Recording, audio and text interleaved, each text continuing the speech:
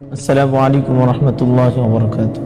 যে ব্যক্তি এই তিনটি সূরা তিনবার করে সকালে পাঠ করবে, এই তিনটি সূরা সন্ধ্যা পর্যন্ত তার জন্য যথেষ্ট হয়ে যাবে এবং আল্লাহ তাআলার পক্ষ থেকে একজন রক্ষক নিযুক্ত হবে। শয়তান তার নিকটেও আসতে পারবে না।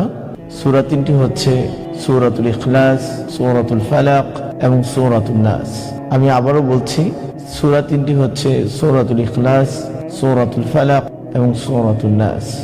এই সূরাগুলো যদি আমরা আমল করতে পারি, হাদিস দ্বারা প্রমাণিত তিরমিজি, সুনানে আবু দাউদ, নাসাই সহ অসংখ্য হাদিসের কিতাবে এই আমলটি বর্ণিত আছে। তাই আসুন আমরা এই সূরাগুলোর প্রতি আমল করব।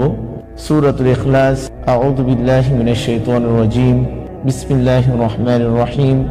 কুল হুয়াল্লাহু আহাদ, আল্লাহুস সামাদ, লাম ইয়ালিদ ওয়া লাম ইউলাদ ওয়া লাম ইয়াকুল লাহু কুফুয়ান আহাদ। সূরাতুল ফালাক, বিসমিল্লাহির রহমানির রহিম।